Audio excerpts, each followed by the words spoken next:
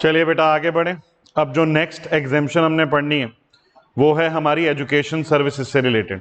अब आप भी जानते हैं भाई कि एजुकेशन कितनी इंपॉर्टेंट है, तो एजुकेशन सर्विसेज के लिए हमने एग्जेम्पशन की कॉन्सेप्ट पढ़ना है। प्लीज यहाँ पे अपने दिमाग की खिड़कियां खोल लें बेटा, बहुत इंपॉर्टेंट है। अभी तक जब भी हम बात कर रहे थे हम सर्विसेज बाय बात कर रहे थे। जैसे हमने चैरिटेबल एंटिटीज के बारे में बात करी तो सर्विसेज बाय चैरिटेबल एंटिटीज हमने बात करी। एजुकेशन में अब देयर इज एन एक्सेप्शन, यहां टू और बाय दोनों है भाई, ठीक है ना। तो सर्विसेज टू भी है और सर्विसेज बाय भी है यहाँ पे, ठीक है ना। तो सर्विसेज टू भी है, सर्विसेज बाय एजुकेशनल इंस्टीट्यूशन। तो यहां पे हमें दो तीन चीजों का ध्यान रखना है। एक तो पहली बात कि एजुकेशनल इंस्टीट्यूशन है क्या। क्या देवालिया कोचिंग सेंटर एक एजुकेशनल इंस्टीट्यूशन की डेफिनेशन में आता है? तो क्या जो हम सर्विसेज आपको प्रोवाइड कर रहे हैं वो एग्जेम्प्ट है फ्रॉम जीएसटी, या कोई आप जो स्कूल से पढ़े हैं वो एजुकेशनल इंस्टीट्यूशन की डेफिनेशन में आता है? आप पड़ोस की दीदी से ट्यूशन पढ़े हैं वो एजुकेशनल इंस्टीट्यूशन की डेफिनेशन में आता है? आपका कॉलेज आता है कि नहीं आता है, ये सब देखना है हमें, ठीक है ना। तो जरूरी बात तो सबसे पहले ये है कि एजुकेशनल इंस्टीट्यूशन की डेफिनेशन क्या है। तो इससे पहले कि हम कुछ भी पढ़ें हम एजुकेशनल इंस्टीट्यूशन की डेफिनेशन पे आ जाते हैं। एजुकेशनल इंस्टीट्यूशन बेटा जी means an institution providing services by way of. अब मेरी बात ध्यान से सुनिएगा, आपको याद कराने के लिए बता देता हूं। K12 माने किंडरगार्टन टू 12th क्लास, ठीक है। प्लस आपका हो जाएगा बीकॉम बीए में आइडिया दे रहा हूं कि any degree recognised by law, आपका इसके अंदर CA CS भी आ जाएगा, सब कुछ आ जाएगा। और प्लस इसके अंदर एक और चीज कि वोकेशनल एजुकेशन जो देते हैं, ये जो ITI वगैरह होते हैं वोकेशनल, तो ये सारे एजुकेशनल इंस्टीट्यूशन की डेफिनेशन में आते हैं। कोचिंग सेंटर डेफिनेशन में नहीं आते हैं, यानी अगर हम आपको सर्विसेज दे रहे हैं तो वो टैक्सेबल सर्विसेज हैं, समझ में आ रही है, उन पे GST लगेगा। तो डेफिनेशन देखते हैं। Pre school education and education up to higher secondary school और इक्विवेलेंट। तो प्री स्कूल से लेकर हायर सेकेंडरी स्कूल तक। Education as a part of curriculum for obtaining a qualification recognised by any law for the time being in force. बेटा जी qualification recognised by any law है, ठीक है ना। बेटा ऐसा है ना, सोचो कि मान लो मैं तुम्हें दिवालिया बुलाता हूं और तुम्हें सारा फाउंडेशन इंटर फाइनल सब कुछ पढ़ा देता हूं, ठीक है। कोई एग्जाम तुम्हें ICI में देने की सलाह नहीं देता हूं, तुम्हारा एग्जाम भी मैं ले लेता हूं और जब तुम सब कुछ पास कर लेते हो तुम्हें एक डिग्री दे देता हूं, उसके ऊपर CA की जगह लिख देता हूं DA, दिवालिया अकाउंटेंट, ठीक है। अब तुम बड़ी शान से जाके लोगों को बोलोगे कि हम दिवालिया अकाउंटेंट हैं और लोग तुम्हें बहुत थप्पड़ मारेंगे। अरे भाई फायदा ही नहीं है दिवालिया अकाउंटेंट बनने का, कोई डिग्री रिकॉग्नाइज बाय लॉ थोड़ी है, हमने अपनी मर्जी से डिग्री बना दी। तो डिग्री रिकॉग्नाइज बाय लॉ जहां से आपको मिल रही है, जैसे आप बीकॉम कर रहे हो that is recognise by law, BA करोगे, B.Ed करोगे, MA करोगे, ये सारी डिग्रीज रिकॉग्नाइज बाय लॉ है। तो यानी ये सारे कॉलेजेस वगैरह जो कि रिकॉग्नाइज बाय लॉ वाली डिग्री देते हैं वो आपके एजुकेशनल इंस्टीट्यूशन की डेफिनेशन में आ गए। तो स्कूल आ गए, कॉलेज आ गए। फिर लास्ट है education as a part of an approved vocational education course. Approved vocational education course भी आपका एजुकेशनल इंस्टीट्यूशन के पार्ट में आ जाता है। लेकिन अगर आपको और खुलासा चाहिए एजुकेशनल जो वोकेशनल है तो उसके अंदर आप ये समझ सकते हैं, ठीक है। इतना ये वाला जो पॉइंट है इतना पढ़ने की जरूरत नहीं है, इसको आप रीड मन करे तो कर सकते हैं। अभी वापस आ जाते हैं कौन सी सर्विसेज की बात हो रही है। अब मेरी बात ध्यान से सुनिएगा। Services provided by an educational institution to its students faculty staff. हाँ जी, क्या हो गया? स्टूडेंट्स फैकल्टी स्टाफ, कोई भी सर्विस प्रोवाइड करते हैं स्टूडेंट को, फैकल्टी को, स्टाफ को।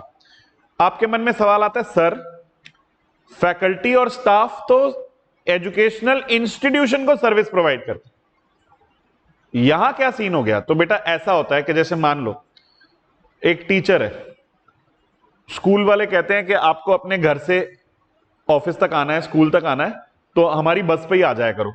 हाँ, बस के लिए आपको पैसे देने पड़ेंगे 2000 रुपए महीने। तो ये एक तरह से services provided by educational institution to staff हो गया ना, फैकल्टी हो गया ना। तो वही पॉइंट आ गया। तो अगर एक एजुकेशनल इंस्टीट्यूशन अपने स्टूडेंट्स को, फैकल्टी को या स्टाफ को कोई भी सर्विस प्रोवाइड करता है और उसके बदले में पैसे लेता है, कोई बात नहीं बेटा, एग्जेम्प्ट है। तो एजुकेशनल इंस्टीट्यूशन की डेफिनेशन का ध्यान रखना है आपने, ठीक है ना। नर्सरी टू 12th वाला सीन हो गया, ठीक है। उसके बाद कॉलेज की एजुकेशन यानी any degree recognised by law, और उसके बाद वोकेशनल कोर्सेज, ठीक है। फिर by an educational institution by way of conduct of entrance examination against consideration in the form of entrance fees. तो बेटा जी अब ऐसा है कि जैसे सीए फाउंडेशन भी एक तरह से एंट्रेंस ही है, आप देखते हो आईआईटी के लिए भी जेईई एंट्रेंस होता है, और अपना मेडिकल के लिए नीट होता है मेरे ख्याल से। उसमें भी आप क्या करते हो, फीस देते हो और वो आपकी एग्जामिनेशन कंडक्ट करते हैं, वो सर्विस भी एग्जेम्प्ट है। फिर अब यहां पे बाय में 2 पॉइंट्स थे, to an educational institution by way of. अब यहां पे देखो टू वाली जो पॉइंट है वो लिमिटेड है, सर्विसेज लिमिटेड है जिन पे एग्जेम्पशन है।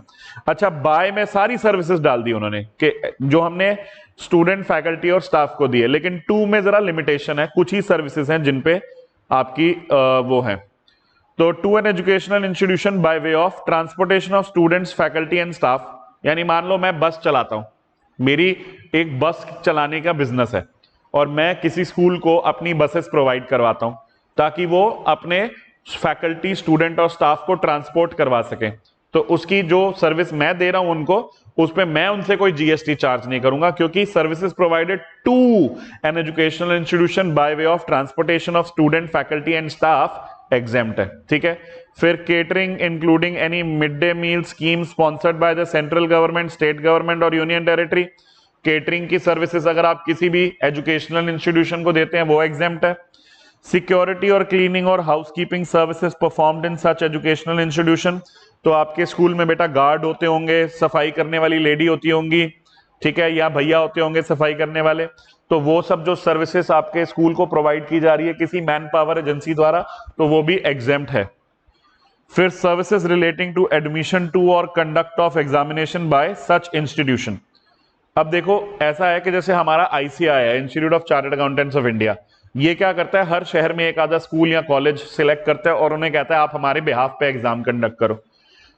ठीक है। तो जैसे गुड़गांव में एक हमारे स्कूल है Madumal public school, MM public school, MM public school exam conduct करता है ऑन बिहाफ ऑफ आईसीआई। तो यहां सर्विसेज कौन प्रोवाइड कर रहा है, एमएम पब्लिक स्कूल।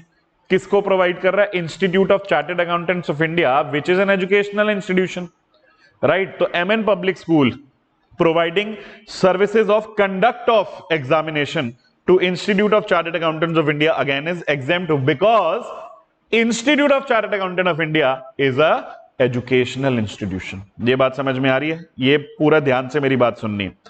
फिर supply of online education journals और पीरियोडिकल्स आर एग्जेम्प्ट, समझ में आई। However, nothing contained in sub items 1, 2 and 3 of item B shall apply to an educational institution other than institution providing services by way of preschool education and education up to higher secondary school or equivalent. Besides, nothing contained in sub item 5 of item B shall apply to an institution providing services by way of preschool education and education up to a higher secondary school or equivalent, education as part of an approved vocational education course। समझ में आ रही है। अब देखिए यहां पे क्या कहना चाह रहे हैं, जरा ध्यान देते हैं। कह रहे हैं कि item number 1 transportation, 2 catering, 3 security of B, यही वाली बात कर रहे हैं, shall apply to educational institution other than an institution providing services by way of pre school education and education up to higher secondary school और equivalent. यानी ये जो ABC है ये सिर्फ प्री स्कूल से लेकर हायर सेकेंडरी स्कूल वाले एजुकेशनल इंस्टीट्यूशंस के लिए है। ये जो डिग्री रिकॉग्नाइज्ड बाय लॉ और वोकेशनल वाले के लिए ये 1, 2, 3 नहीं है। फिर besides this nothing contained in सब आइटम 5। सब आइटम 5 कौन सा हो गया, supply of online education journal, ठीक है। Shall apply to an institution providing services by way of, हाँ जी, किसका, प्री स्कूल एजुकेशन वाले या हाई स्कूल वाले पे कुछ नहीं लगता। Education as part of approve vocational education course पे नहीं लगता, यानी किस पे लगता है, ओनली कॉलेज, यानी only institution providing any degree recognised by any law. तो यहां पे अगर हम अपने आप को समझाने के लिए लिखना चाहें तो आप यहां पे लिख सकते हैं ओनली फॉर K12। और ये वाला 5th पॉइंट जो है ये एरो डाल के only for institution providing degree recognized by any law हमारे एग्जाम्पल में कॉलेज, आईसीआई, ये सब आ जाएगा। समझ में आ रही है? Bye any law, any college लिख दिया वाह, तो बाय एनी लॉ, समझ में आ रही है? ठीक है बेटा, देखो एग्जेम्पशन पढ़ने में मुश्किल क्या होती है सबसे ज्यादा, कि थ्योरी बहुत ज्यादा है, आप थ्योरी देख के डर जाते हो, इसलिए आप डिटेल में नहीं घुस पाते हो। This is where I come in and I create an interest for you into these topics, ठीक है ना? So you need to understand that this is very important. Okay, education is also very important. सबसे important वैसे agriculture ही है, I will maintain my point on that, ठीक है? फिर एजुकेशन का मतलब क्या होता है, इस पे एक केस हुआ, देखो education is not defined under CGST act 2017 बस as per apex court decision in लोक शिक्षण trust versus CIT. Education is process of training and developing knowledge, skill and character of a student by normal schooling. Taxing the education sector has always been a sensitive issue, as education is seen more as social activity than a business one.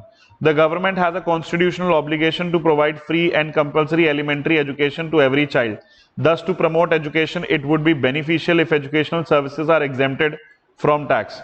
However, commercialization of education is also a reality. ठीक है ना?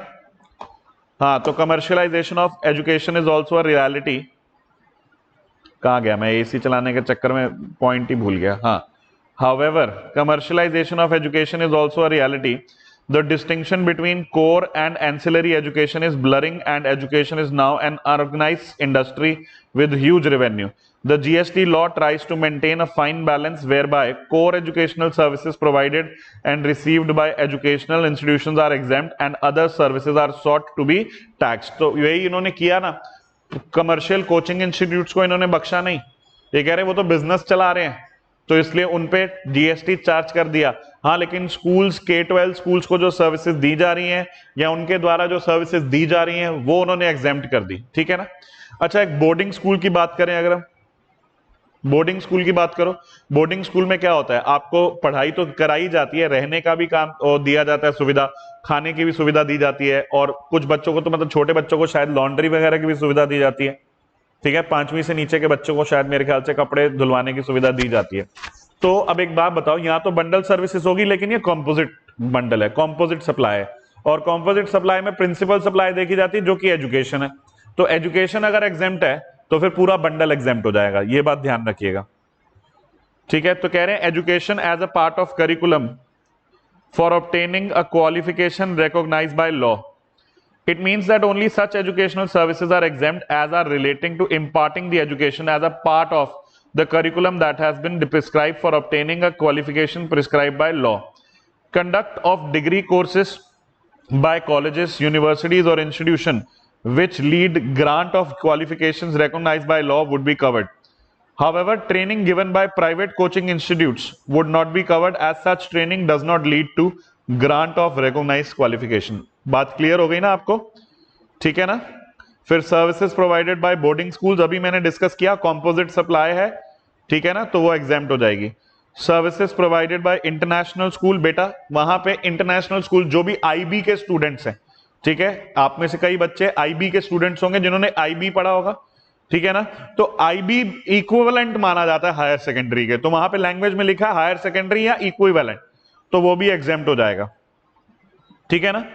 अब देखिए यहाँ पे educational services providing non recognised qualification with recognised qualification courses, non recognised qualification भी है, recognised qualification भी है, ठीक है ना? तो separate services to be assessed separately. Provision of dual qualification are two separate services as the curriculum and fees for each of such qualification are prescribed separately. Service in respect of each qualification would therefore be assessed separately. In case of artificial bundling है तो क्या होगा? Mixed supply. Mixed supply तो highest rate के हिसाब से tax लगा दिया जाएगा. If an artificial bundle of services is created by clubbing two courses together, then by application of section 8 it will be a case of mixed supply and it is liable to be treated as course which attracts the highest liability of GST. In case of natural bundling, however, incidental auxiliary courses provided by way of hobby classes or extracurricular activities in furtherance of overall well-being will be an example of naturally bundled courses, and since principal supply is exempt, the entire bundle will be exempt. समझ में आ रही है? अब जैसे आप बच्चों को आप पढ़ाई तो करा रहे हैं, लेकिन साथ में ताकि उनकी सेहत अच्छी रहे आप उनको कोई स्पोर्ट्स एक्टिविटी भी करवा रहे हैं, जैसे मान लो कराटे सिखा रहे हैं, सेल्फ डिफेंस सिखा रहे हैं लड़कियों को, तो ये चीजें आप कंपोजिट सप्लाई में डाल सकते हैं। आर्टिफिशियल बंडलिंग नहीं कर रहे, आर्टिफिशियल करेंगे तो मिक्स सप्लाई मान ली जाएगी। ठीक है। One relevant consideration in such cases will be that amount of extra billing being done for the unrecognized component vis-a-vis the recognized courses. If extra billing is being done, it may be a case of artificial bundling of two different supplies not supplied together in the ordinary course of business, and therefore will be treated as a mixed supply, attracting the rate of the higher tax component for the entire consideration. Private tuition पे GST लगेगा, समझ में आ रही है, लेकिन threshold limit का फायदा मिलेगा। पड़ोस की दीदी जो आपको पढ़ा रही है बेटा उस पे जीएसटी लगता है, लेकिन उस तभी लगेगा जब उनका टर्नओवर 20 लाख या एमएमटी नागालैंड में 10 लाख से ऊपर जाएगा। समझ में आ रही है? Placement services provided to educational institution taxable है भाई, इस पे कोई एग्जेम्पशन बोली नहीं है। कैंपस रिक्रूटमेंट फीस भी टैक्सेबल है। ठीक है। आपको पता है आपका आईसीआई जो है, institute of chartered accountants of India, ये आपको कैंपस प्लेसमेंट सर्विसेज प्रोवाइड करता है। जैसे ही आप सीए क्लियर कर लेते हैं आपको मेल आ जाता है कि हाँ भी आप कैंपस प्लेसमेंट के लिए एलिजिबल हैं कि नहीं है और आप अप्लाई कर सकते हैं, क्योंकि सीए करने से पहले या बाद में भी आपको एक ओरिएंटेशन प्रोग्राम और जीएमसीएस करनी पड़ती है ना, तो वो करा हुआ होगा आपने, तो आपको मेंबरशिप नंबर मिल जाएगा और आप अपने इंटरव्यूज के लिए एलिजिबल हो जाएंगे। तो फिर उसमें इंस्टीट्यूट क्या करता है, बड़ी बड़ी कंपनीज को इन्वाइट करता है, और वो कंपनीज फ्री में नहीं आती हैं, वो आईसीआई को पैसे देती हैं, आईसीआई को पैसे देती हैं। ठीक है ना? किस चीज के लिए?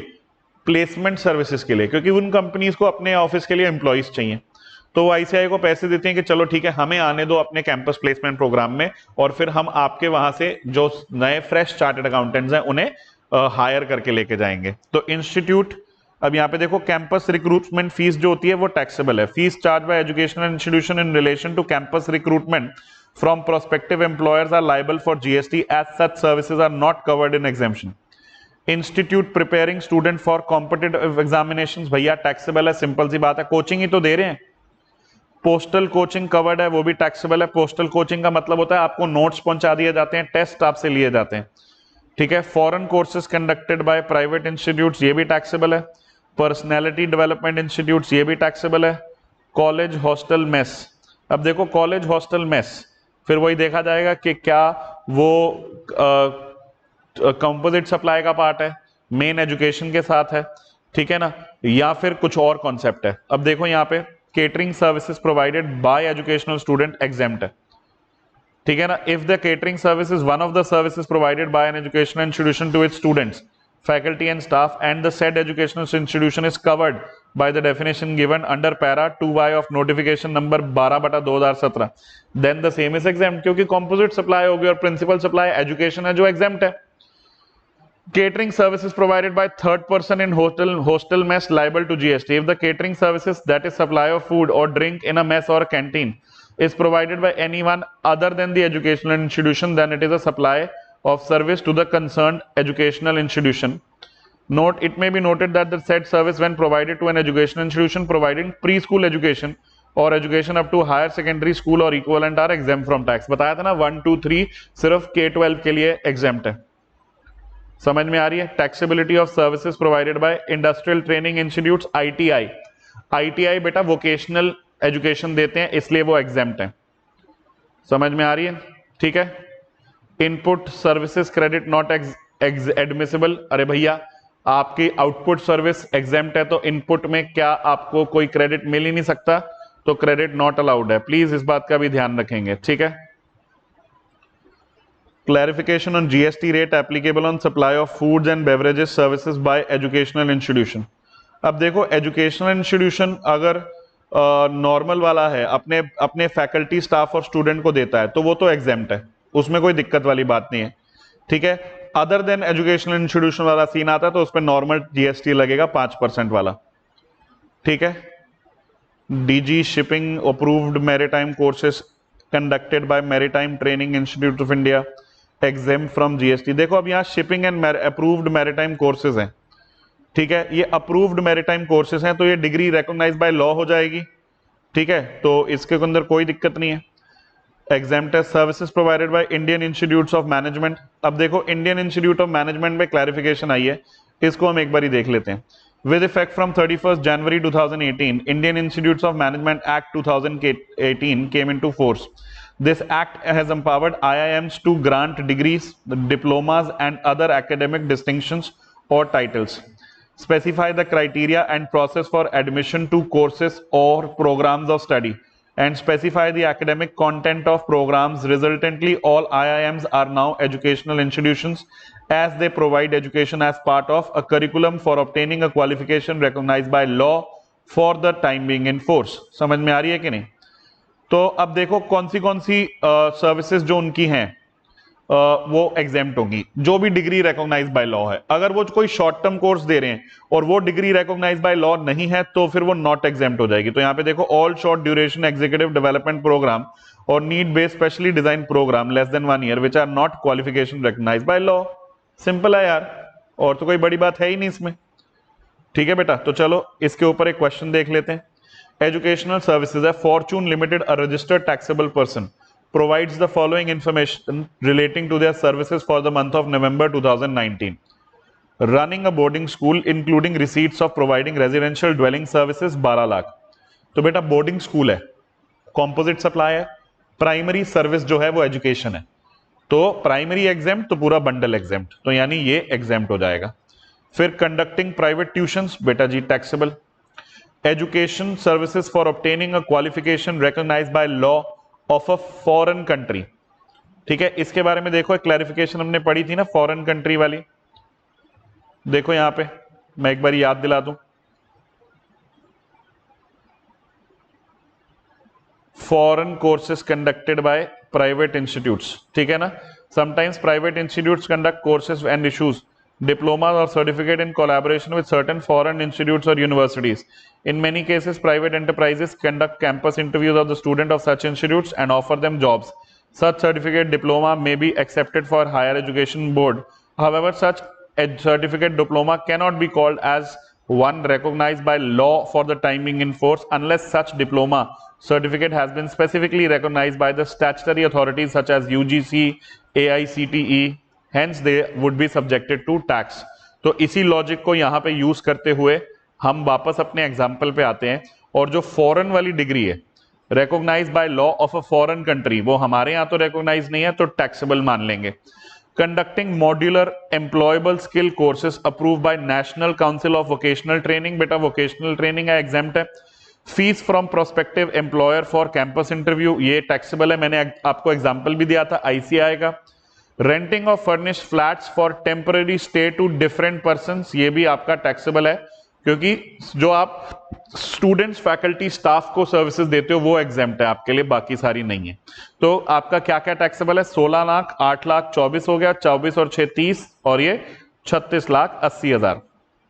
देखो 36 लाख 80 हजार, उस पर 18% पे टैक्स निकाल दिया। ऐसे आपको क्वेश्चन करने पड़ सकते हैं बेटा जी, प्लीज फोकस करेंगे, ठीक है ना, ध्यान देंगे इसके अंदर। IIM वाला क्वेश्चन भी देख लेते हैं। Indian institute of management furnishes you to following information of its receipts for the month ending April 2019। Students pursuing 2 year full time post graduate programmes in management, तो full time post graduate programme है, degree दे रहे हैं, ये exempt हो जाएगा। Student pursuing fellow programme in management, ये भी आपका एग्जेम्प्ट हो जाएगा। Participants pursuing short duration 3 months executive development programme, participation certificate are awarded, कोई डिग्री नहीं मिल रही है, पार्टिसिपेशन सर्टिफिकेट मिल रहे हैं सिर्फ, तो ये वाला टैक्सेबल हो जाएगा। You are required to compute value of taxable supply and GST liability, ठीक है ना। देखो सिर्फ वही वाला टैक्सेबल हुआ है, समझ में आ रही है। बाकी फिर इलस्ट्रेशन नंबर 6 आप अपने आप कर लीजिएगा, प्लीज थोड़ी प्रैक्टिस भी करनी है आपको। क्लियर है? एजुकेशन सर्विसेज समझ में आई बेटा? तो हम आगे बढ़ते हैं। नेक्स्ट हमारे पास है हेल्थ केयर सर्विसेज। जैसे एजुकेशन सेक्टर आपको लगता है सोशली इंपॉर्टेंट है, वैसे ही हेल्थ केयर भी तो इंपॉर्टेंट है। तो हेल्थ केयर सेक्टर में हमने पूरा वाइड एरे कवर कर लिया है हेल्थ केयर का, लेकिन only in the cases of recognised system of medicine. ठीक है बेटा, आप जब डॉक्टर के पास जाते हो, डॉक्टर आपसे फीस लेता है, आप टेस्ट करवाते हो, आपसे टेस्ट के पैसे लिए जाते हैं, ठीक है ना। तो उन केसेस में आपसे GST रिकवर नहीं किया जाता, because it is exempt because of this entry. Because of this notification. ठीक है ना, ये बात ध्यान रखनी है। तो कह रहे हैं services by way of health care services by a clinical establishment. अब इसके अंदर इन्होंने क्लिनिक, नर्सिंग होम, हॉस्पिटल सब डाल दिए। ठीक है, एन ऑथराइज मेडिकल प्रैक्टिशनर और पैरामेडिक्स। अच्छा, पैरामेडिक्स में इन्होंने फिजियोथेरेपिस्ट भी डाल दिया, रेडियोलॉजिस्ट भी डाल दिया, एनेस्थीसिस्ट भी डाल दिया, सब डाल दिए, पैरामेडिक्स में डाल दिया उन लोगों ने। ठीक है, services provided bye way of transportation of a patient in an ambulance other than दो स्पेसिफाइड इन ए अबव। तो एम्बुलेंस के केस में भी इन्होंने डाल दिया। ठीक है कि नहीं, तो इस बात का ध्यान रखना है। क्लिनिकल एस्टैब्लिशमेंट मैंने कहा था ना, सब कुछ इंक्लूड कर लिया, means a hospital, nursing home, clinic, sanatorium or any other institution by whatever name called that offers services or facilities regarding requiring diagnosis or treatment of care or illness, injury, deformity, abnormality or pregnancy in any recognized system of medicine in India। अब यहां पे देखो recognized system of medicine की बात कर रहे हैं। recognized system of medicine की आपको एक लिस्ट ध्यान में रखनी पड़ेगी। There are many systems of medicines. When I say systems of medicine, beta, we have allopathy, which is the most common. We have Ayurveda, which is there in India. We have homeopathy. आपने सुना होगा homeopathy का, ठीक है ना? Slow and steady wins the race, उनका मोटो है। हाँ, हमारे पास योगा है, यूनानी मेडिसिन है। आपने कहीं देखा होगा बेटा, कोई डॉक्टर जो गली मोहल्ले में डॉक्टर्स होते हैं, उनकी डिग्री BUMS होती है। BUMS इज बैचलर इन यूनानी मेडिकल साइंसेस। उनका जो सिंबल होता है ना, वो एक डंडे से ऊपर पंख होता है, उसके ऊपर सांप लिपटा होता है। तो ये यूनानी मेडिकल साइंसेस हैं, तो वो भी एक मेडिकल सिस्टम है। ठीक है ना, फिर आप आगे नेचुरोपैथी भी है, सिद्धा भी है, ठीक है ना, और रेकी भी है। अच्छा, reiki by the way recognise नहीं है। रेकी में वो कुछ अपनी बॉडी की हीट से और हीलिंग पावर से हील करते हैं। I am not very sure कि वो क्या होता है। I don't have much information about it. And then we have acupressure, then we have acupuncture. ठीक है ना, काफी सारे हमारे सिस्टम ऑफ मेडिसिन है, लेकिन हम एग्जामिशन सिर्फ रिकॉग्नाइज सिस्टम्स ऑफ मेडिसिन को दे रहे हैं। ठीक है ना, और a place establish as independent entity और a part of an establishment to carry out diagnostic or investigate services of diseases.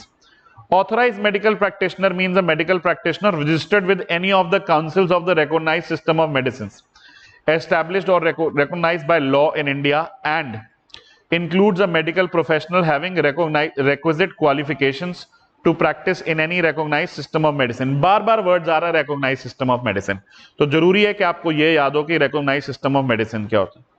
तो हेल्थ केयर सर्विसेज का मतलब अगर आपको पढ़ने का मन करे तो आप कर लीजिएगा। ठीक है, हाँ, लेकिन इसके अंदर एक इंपॉर्टेंट पॉइंट है, नहीं मैं ही पढ़ाता हूं, चलो। हेल्थ केयर सर्विसेज में ये वाला पॉइंट इंपॉर्टेंट है। ठीक है, हेल्थ केयर सर्विसेज जो जीएसटी के लिए कह रहे हैं, वो हम कह रहे हैं कि आपकी तबीयत खराब है। ठीक है, आपकी तबीयत खराब है और आप उसे ठीक करवा रहे हो तो समझ में आता है। ठीक है, लेकिन आपको लगता है कि आप टकले हो रहे हो और आप अपने बाल रिकंस्ट्रक्टिव सर्जरी कराते हो, या आपको लगता है मेरा नाक टेढ़ा है, आप उसे सीधा कराते हो, कॉस्मेटिक सर्जरी कराते हो, वो हेल्थ केयर में नहीं आ रहा। हाँ, अगर कोई बाय बर्थ डिफॉर्मेलिटी है या किसी एक्सीडेंट की वजह से डिफॉर्मिटी आई है और आप फिर कॉस्मेटिक सर्जरी करा रहे हो या हेयर ट्रांसप्लांट करा रहे हो, वो चल जाएगा, वो हेल्थ केयर सर्विसेज की डेफिनेशन में आएगा। लेकिन अपनी मन मर्जी से अगर आप करवा रहे हो, ठीक है ना, तो आज के लिए हीरो हीरोइन सिर्फ हीरोइंस के लिए लिमिटेड नहीं रहेगा, हीरो लोग भी करवाते हैं कॉस्मेटिक सर्जरी। ठीक है ना, तो let's not be gender biased. हाँ, तो कॉस्मेटिक सर्जरी जो होती है या फिर आपका हेयर ट्रांसप्लांट होता है, प्लास्टिक सर्जरी होती है, वो आपकी हेल्थ केयर सर्विसेज में नहीं आएगी, except when it is to repair a birth defect और ट्रॉमा इंजरी। समझ में आ रही है?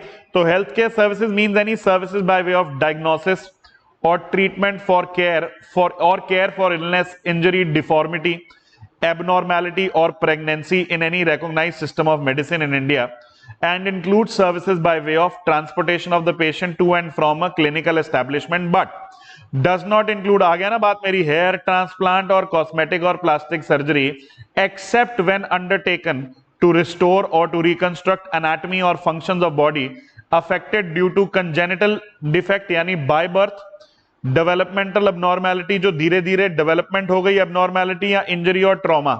समझ में आ रही है कि नहीं? अब एक क्वेश्चन आया था कि एक बच्चे का क्लेफ्ट लिप है। क्लेफ्ट लिप होता है कि ये जो ऊपर का तालू थोड़ा होता है वो उठा हुआ होता है, तो इसमें बोलने में भी दिक्कत होती है, सांस लेने में भी दिक्कत होती है। तो क्लेफ्ट लिप की सर्जरी करवाई है, बताओ ये एग्जेम्प्ट नहीं की है? भैया ये तो कंजेनिटल डिफेक्ट है, इसको ठीक करवाना जेन्युइन है, हेल्थ केयर सर्विसेज की डेफिनेशन में आता है। ठीक है ना?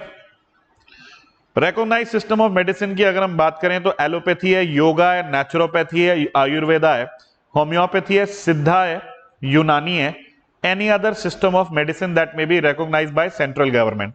ठीक है, तो इसके अंदर रेकी नहीं आया। क्वेश्चंस में कई बार रेकी पूछ लेते हैं ये कि रेकी की ट्रीटमेंट कर रहे हैं, तो रेकी एग्जेम्प्ट नहीं है। Why? Because it is not a recognised system of medicine. ठीक है ना, I am not against reiki in any form, ठीक है ना, लेकिन यहां पे रिकॉग्नाइज नहीं है भैया, सिंपल सी बात है। Paramedics, paramedics are trained health care professionals, for example nursing staff, physiotherapist, technicians, lab assistants, etc. Services by them in a clinical establishment would be in capacity of employee and not provided in independent capacity, and will thus be considered as service by such clinical establishment. Similar service in independent capacity are also exempted. Room rent in hospital exempt है, ठीक है, क्योंकि वो एक तरह से composite supply हो जाता है।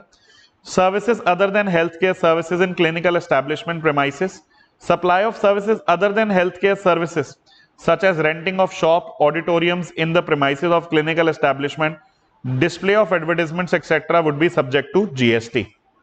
ये बात समझ में आ रही है? क्लियर है? GST is not leviable on consultancy charges payable to doctors, consultant etc. Retention money and food supplies to patient as advised by doctors. Other supplies of food by a hospital to patient not admitted और their attendance और visitors are liable to GST. तो जो patient admitted है उसके लिए तो exempt है, और अदरवाइज जो एडमिट नहीं है और आप उसको खाना प्रोवाइड करवा रहे हो हॉस्पिटल का या उनके अटेंडेंट्स को, तो उस पर जीएसटी लगेगा। समझ में आ रही है? अब यहां पे कुछ इश्यूज हैं, देख लेते हैं हमारे इश्यूज जो भी ढंग के हैं वो देख लेते हैं। पहला, payment by hospital to doctors etc. Hospitals hire senior doctor, consultant, technician independently without any contract of such person with the patient and pay them consultancy charges without there being any employer-employee relationship. Will such consultancy charges be exempt from GST? Will revenue take a stand that they are providing services to hospital and not to a patient and hence must pay GST? ठीक है ना, अब देखो ना कि जो senior doctor है और जो कोई सर्विसेज प्रोवाइड कर रहे हैं हॉस्पिटल को, पेशेंट को डायरेक्टली नहीं, ठीक है, तो क्या ये एग्जेम्प्ट होंगी कि नहीं? बेटा वो हेल्थ केयर सर्विसेज की डेफिनेशन में आती है और वो एग्जेम्प्ट ही होंगी, इसके अंदर कोई डाउट मत रखना। ठीक है, चाहे डायरेक्टली आप पेशेंट को नहीं दे रहे, इनडायरेक्टली तो पेशेंट के पास ही जा रही है ना वो सर्विसेज, तो इस बात को ध्यान में रखना है, वो आपका टैक्सेबल नहीं हो सकता है, वो एग्जेम्प्ट ही होगा। ठीक है, नेक्स्ट पॉइंट है रिटेंशन मनी। रिटेंशन मनी है जो हॉस्पिटल अपना प्रॉफिट रख लेता है। तो मान लो आपके लिए हॉस्पिटल ने एक सर्जन बुलाया, कंसल्टेंट बुलाया, और उस सर्जन को उन्होंने 1 लाख रुपए दिए, लेकिन मतलब आपसे 1.5 लाख रुपए ले लिए, तो 50,000 रुपए बीच में रिटेन कर लिए, वो रिटेंशन मनी है।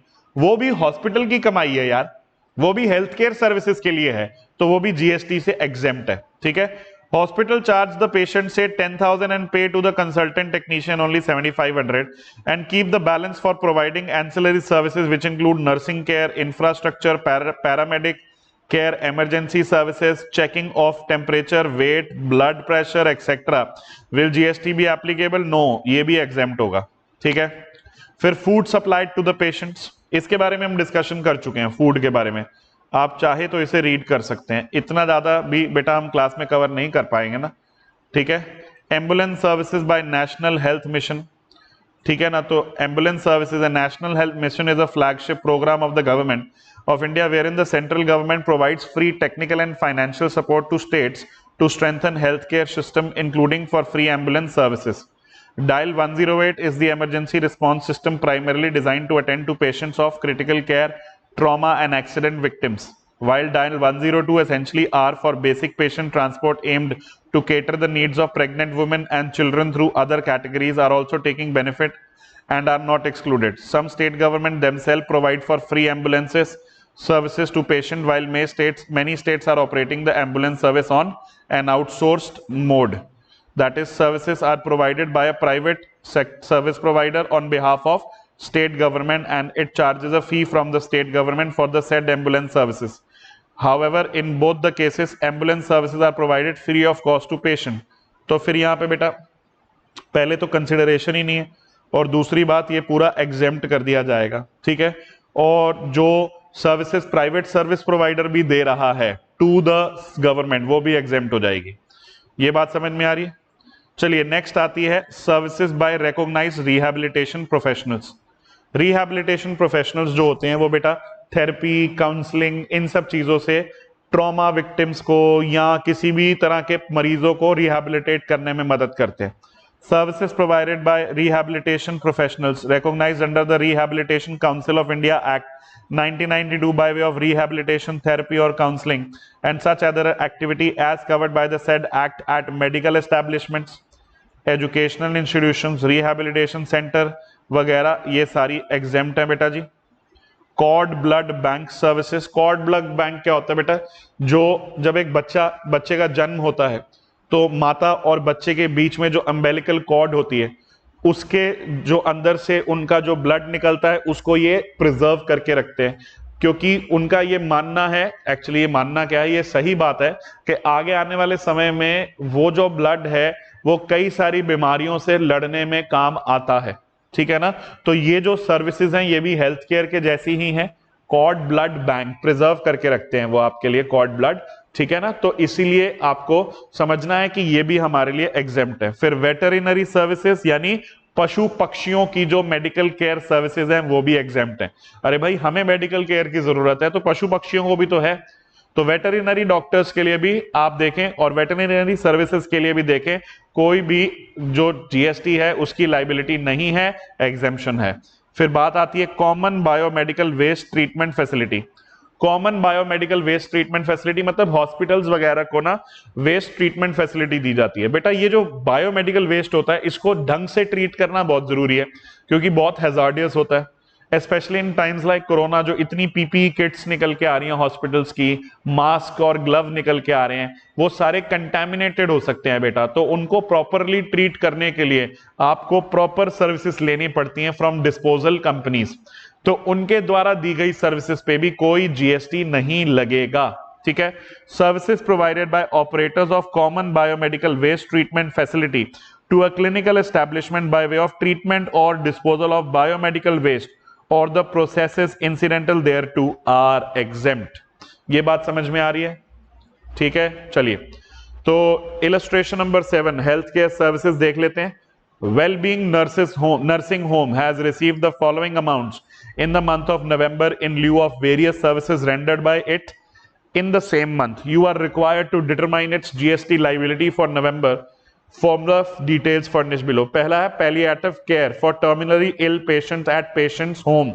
Palliative care is given to improve the quality of life of patients who have serious or life threatening diagnosed, but the goal of such care is not to cure the disease. कोई फर्क नहीं पड़ता बेटा, health care services हैं तो exempt हो जाएंगी। Services provided by cord blood bank unit of the nursing home, तो ये भी एग्जेम्प्ट है, हमने पढ़ा अभी cord blood bank.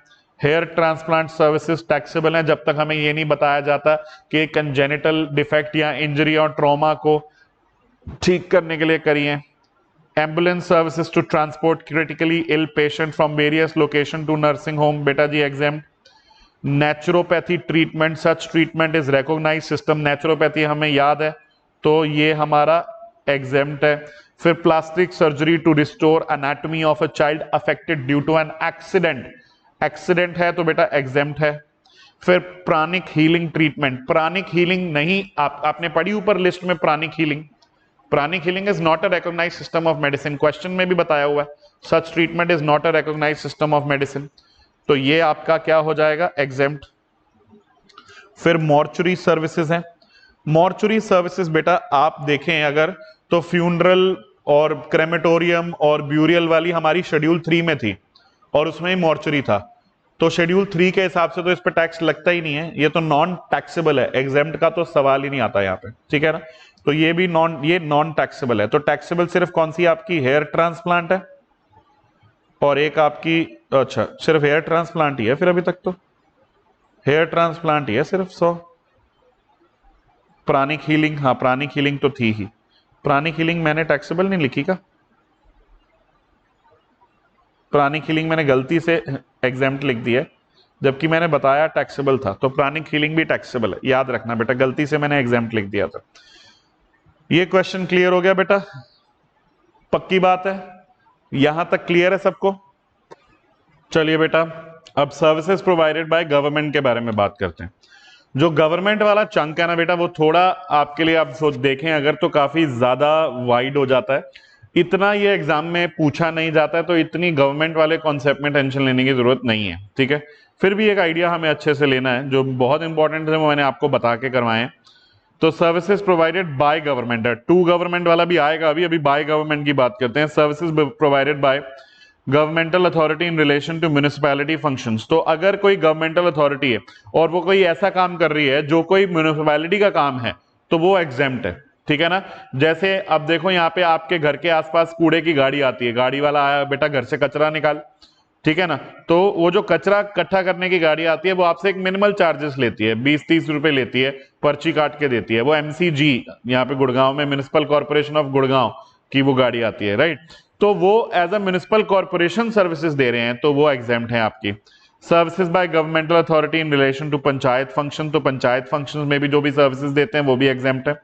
Sovereign services by the central government, state government, union territory और लोकल अथॉरिटी, नोटिफिकेशन नंबर 12/2017। अब इसमें ध्यान रखना है, services by central government, state government, union territory और local authority excluding the following services. पहला आता है department by post, services by the department of post by way of speed post, express parcel post, life insurance and agency services provided to a person other than the central government, state government या union territory.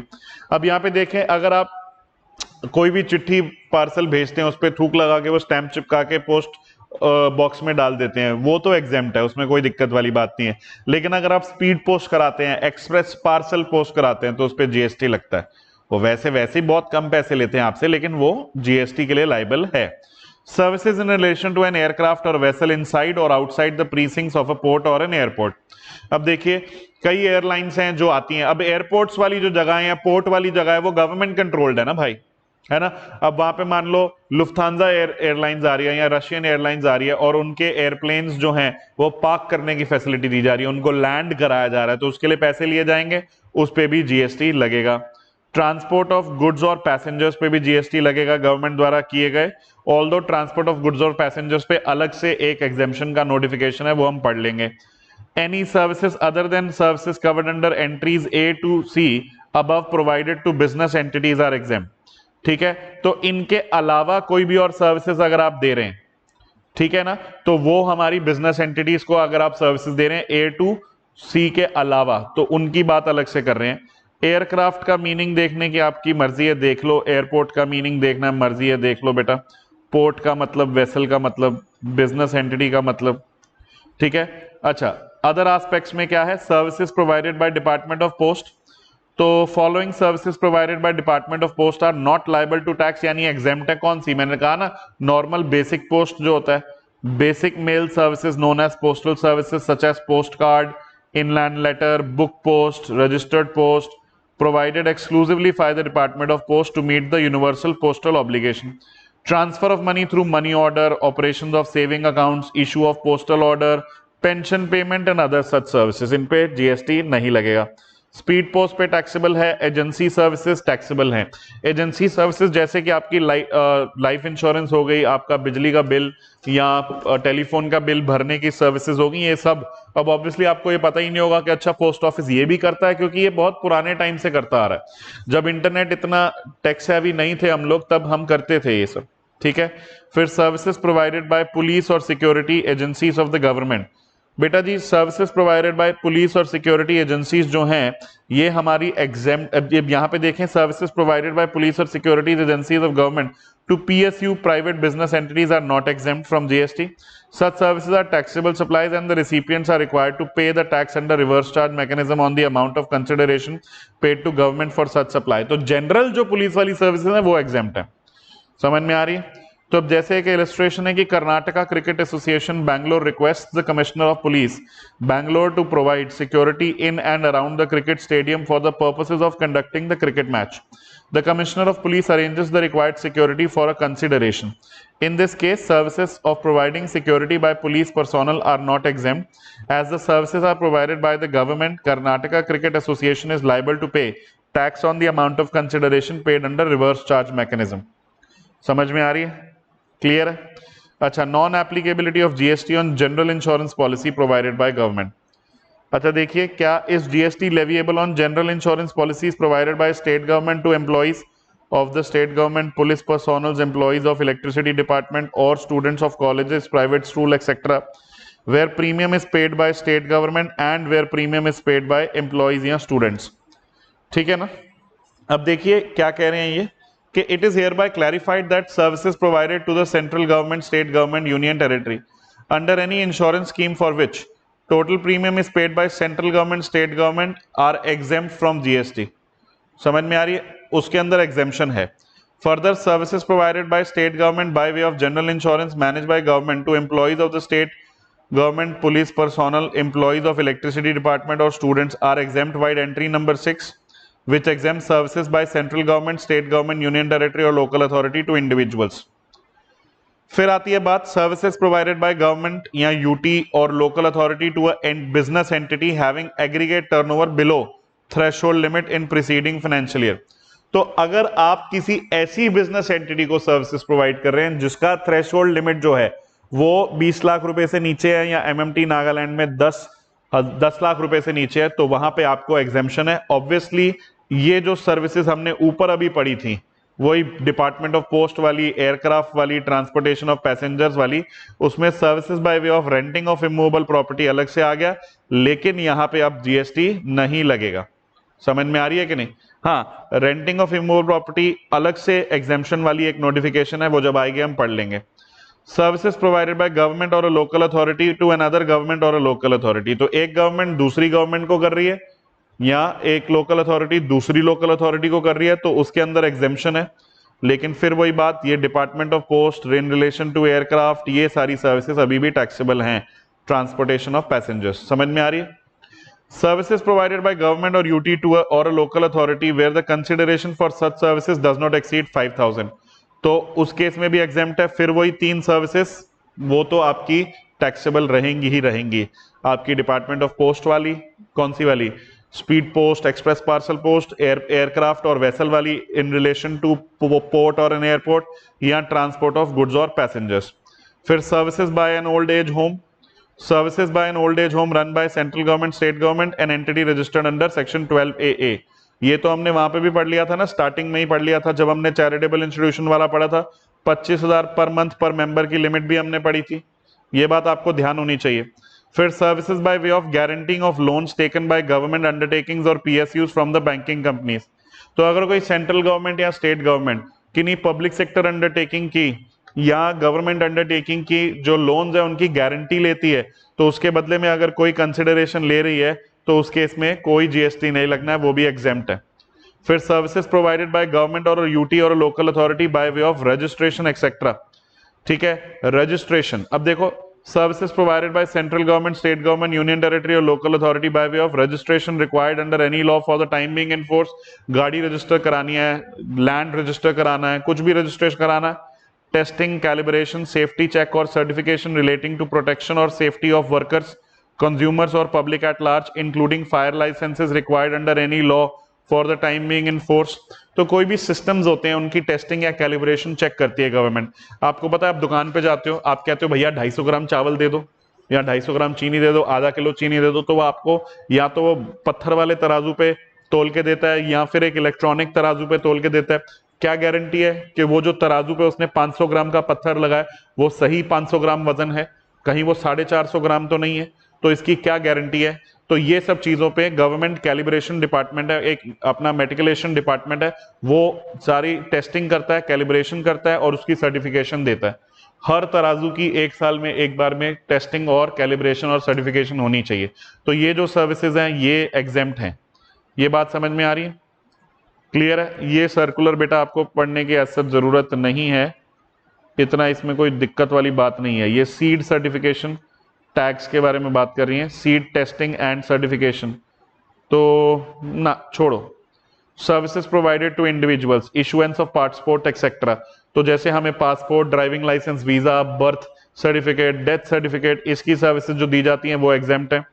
Services by way of tolerating non performance of a contract, तो अगर services आपको दे रही है central government, services provided by central government, state government, union territory और local authority by way of tolerating non performance of a contract for which consideration in the form of fines or liquidated damages is payable to the central government, state government, union territory or local authority under such contract are exempt। तो मतलब जैसे मैंने government का कोई contract ले लिया और उस कॉन्ट्रैक्ट में ये था कि अगर मैं उस कॉन्ट्रैक्ट को परफॉर्म नहीं करूंगा तो मुझे पेनल्टी देनी पड़ेगी, ठीक है ना, मुझे पेनल्टी देनी पड़ेगी। तो वो जो मैं पेनल्टी दे रहा हूं, तो एक तरह से गवर्नमेंट मुझे क्या सर्विस दे रही है, toleration of non performance of an act, वो भी आपका एग्जेम्प्ट है।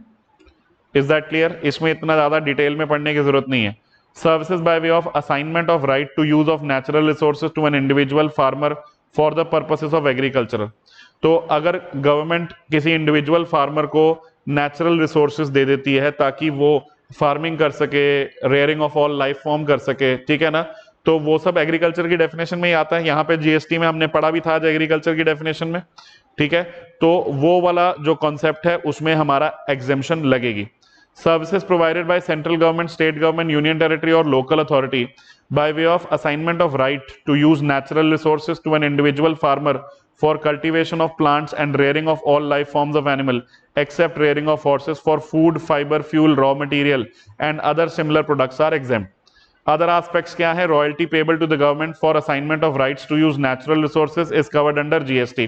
तो जैसे कोयला वगैरह या कोई आयरन माइन हो गई या कोई हाइड्रोकार्बन माइन हो गई, तो इन सब केसेस में जीएसटी लगेगा। The government provides licence to various companies including public sector undertakings for exploration of natural resources like oil, hydrocarbons, iron ore, manganese for having assigned rights to use the natural resources. The license companies are required to pay consideration in the form of annual license fee, lease charges, royalty, etc. to the government. The activity of assignment of rights to use natural resources is treated as supply of services and the licensee is required to pay tax on the amount of consideration paid in the form of royalty or any other form under reverse charge mechanism। समझ में आ रही है? तो मतलब agriculture के purpose के लिए अगर आपने नेचुरल रिसोर्सेज का अधिकार दिया है तो वहां एग्जेम्पशन है, एनी अदर पर्पसेस में नहीं है। समझ में आ रही है? तो यहां पे लिखा है hence above exemption is provided when rights are assigned to use natural resources for agricultural purposes to individual farmers, तभी आपकी एग्जेम्पशन है। फिर कुछ मर्चेंट ओवरटाइम नाम की चीज है भैया। Services provided by central government, state government, union territory by way of deputing officers after office hours on holidays for inspection और कंटेनर स्टफिंग और such duties in relation to import export cargo on payment of merchant overtime fees are exempt. बेटा क्या होता है कि जब भी import export हो रहा होता है तो एक कुछ स्पेसिफाइड क्लास ऑफ प्रोडक्ट्स हैं जिनको कंटेनर में भरते समय वहां पे एक कस्टम्स ऑफिसर का होना जरूरी है इंस्पेक्शन के लिए कि कहीं आप कुछ गड़बड़ एक्सपोर्ट तो नहीं कर रहे हो, ज्यादा एक्सपोर्ट तो नहीं कर रहे हो, और उनके साइन के बिना आपकी शिपमेंट जो है वो बाहर नहीं जा सकती। अगर मान लो पब्लिक हॉलीडे है या मान लो संडे है या मान लो शाम का या रात का टाइम है और उस टाइम पे आपको अपनी शिपमेंट निकालनी है, तो आप कस्टम्स डिपार्टमेंट को रिक्वेस्ट करके डेप्यूट करवा सकते हो ऑफिसर, लेकिन आपको उसके लिए चार्जेस पे करने पड़ेंगे। तो ये जो आपको सर्विसेज मिल रही हैं इनके अगेंस्ट जो आप चार्जेस पे कर रहे हो इस पे जीएसटी नहीं लगेगा। समझ में आ रही है? State government services to excess royalty collection contractor, services supplied by state government to excess royalty collection contractor by way of assigning the right to collect royalty on behalf of the state government on the mineral dispatch by the mining leaseholders are exempt। ठीक है, तो कोई mining lease holder से हम collection के लिए एक contractor रख लेते हैं, उसकी सर्विसेज भी एग्जेम्प्ट है। समझ में आ रही है? तो इलस्ट्रेशन नंबर 8 पढ़ते हैं बेटा जी, गवर्नमेंट सर्विसेज का। Lakhanpur post office provided the following services to persons other than government for the month of March 2020। Basic mail services है बेटा, एग्जेम्प्ट है। मनी ऑर्डर एग्जेम्प्ट है। सेविंग अकाउंट एग्जेम्प्ट है। लाइफ इंश्योरेंस टैक्सेबल है। Distribution of mutual funds, bonds and passport application taxable है। Issuance of postal order exempt है। Collection of telephone and electricity bill exempt है। Pension payment services मेरे ख्याल से ये भी एग्जाम्प्ट है, pension payment. Speed post services taxable है। एक्सप्रेस पार्सल टैक्सेबल है। तो टैक्सेबल कितनी हो गई? 2 lakh. Rural life insurance, mutual fund, bonds 5 lakh. 2 5 7 हो गई, 7 5 12, 12 और 2 14। ठीक है, अच्छा 15 हो गया। यहाँ पे एक और है, collection of telephone and electricity bill मैंने एग्जाम्प्ट कर दिया था। Collection of telephone and electricity bill मैं एक बार कंफर्म कर देता हूं। टेलीफोन एंड इलेक्ट्रिसिटी बिल, तो डिपार्टमेंट ऑफ पोस्ट वाली क्लैरिफिकेशन पे जाते हैं। ये रहा, नहीं ये नहीं रहा,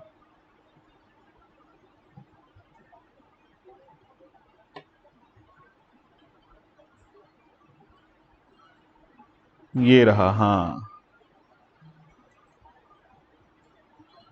एजेंसी सर्विसेज टैक्सेबल है। The department of post also provide services like distribution of mutual funds, bonds, passport applications, collection of telephone and electricity bills on commission basis. ये टैक्सेबल है बेटा, सॉरी मेरे से गलती हुई, मैंने ध्यान नहीं दिया, वो टैक्सेबल लिखा हुआ है। तो टेलीफोन का बिल वगैरह जो कलेक्ट करने वाला काम है वो भी आपका टैक्सेबल है। तो टेलीफोन बिल वाला भी मैं टैक्सेबल लिख देता हूं। तो ये बाकी तो मैंने सही लिखे थे, तो ये 15 लाख हो गया। ठीक है, 2 लाख, 5 लाख, 1 लाख, 5 लाख और 2 लाख, 15 लाख। समझ में आ गई बेटा? क्लियर है? ठीक है, चलो। तो फिर अभी सर्विसेज प्रोवाइडेड टू गवर्नमेंट अब हम नेक्स्ट क्लास में करेंगे। आज के लिए इतना ही कर लो तो बहुत है आपके लिए थ्योरी। ठीक है, थैंक यू।